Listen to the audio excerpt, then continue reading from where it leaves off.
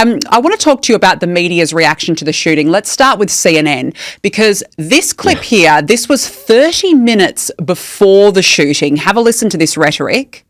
The Correspondents Association was trying to sort of mend some fences with the guy who wants us dead, figuratively. Figuratively, he wants journalism dead. It doesn't make a lot of sense to me. I don't think this is a great night for journalism. It's a night that's meant to be celebrating it, but I think it's a real bummer. Isn't it? Yeah, so there goes that inflammatory language again. But have a listen to this immediately after the shooting. CNN host Laura Coates blamed it on gun violence. Let's not forget as well that, as you mentioned, Scott, and we've talked about some of the people at the beginning of this dinner who were present in the room. Yeah. Erica Kirk, the widow of Charlie Kirk. You have people who are civilians who may or may not have had their own experiences with gun violence in this country. And as we know, Steve Scalise also there, a victim of gun violence as well. And there are others who we are not naming in the moment as well. And just to think about the prevalence of gun violence. Greg, gun violence. Why are their heads so buried in the sand? Yeah, they're always going to have an automatic default to gun control and gun violence. And you know, it's interesting that they don't like the facts at CNN. I mean, 92% of violence, of violent crime has nothing to do with guns. It's done without guns. You've got, you know, all the statistics that support the fact that, you know, these lunatic people are going to they're going to commit crimes no matter what. You know, the man who robbed my next door neighbor in Chicago had 18 felony convictions. He did not have a gun when he stole $1,000 from the building next door. It doesn't matter, you know, whether it's gun violence or any violence. That's why, but again, CNN will always default to that, and it makes no sense.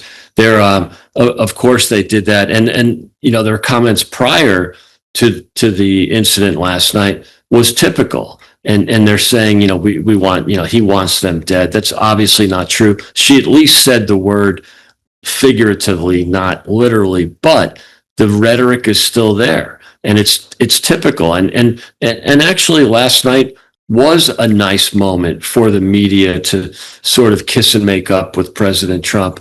It's really sad that they had to kind of do their best to ruin the moment when it was meant to be, you know, actually a pleasant function last night. Yeah, they always do their best to ruin the moment because, as you said, it's like a default. They go back to what they know. It's their comfort zone to just always criticise and demonise and attack. And even this, the coverage of it, I thought was extraordinary. CNN said the dinner was, quote, interrupted. I mean, they may as well have called it a peaceful dinner interruption while they were at it. I mean, seriously. And then look at this. Bloomberg, they called it a security incident. Just your average run-of-the-mill incident, Greg. You know, why, even after multiple assassination attempts on Trump's life, it's just, it gets played down. I mean, this isn't just your run-of-the-mill daily episode, you know? Right. Yeah, they can't bring themselves to actually say what actually happened, right? And I think if the assailant happened to be African American, if he had, you know, gone into a shopping mall and killed people, they wouldn't even report it because they don't like to report when people in their favored groups, their favored identity groups commit a crime. Now, this one was just too obvious. They had to admit it. I'm sure they won't say that in any of their coverage, but it is really sick that they immediately default to it's a gun crime or is a security breach. No, this was a fanatic that's been fueled by Trump derangement syndrome from those people. The very people that are reporting on this have fueled this. And I think that's, you know, it's fascinating to see how they try to bury something as a security breach or a security event when it's obviously a person driven by TDS to kill the president. I thought there was a very respectful Democrat, and I can't remember her name, I'm sorry, who came out and made a comment last night and said, stop trying to kill the president. That doesn't help anybody. And I think that was, welcome and, probably very bipartisan in many respects.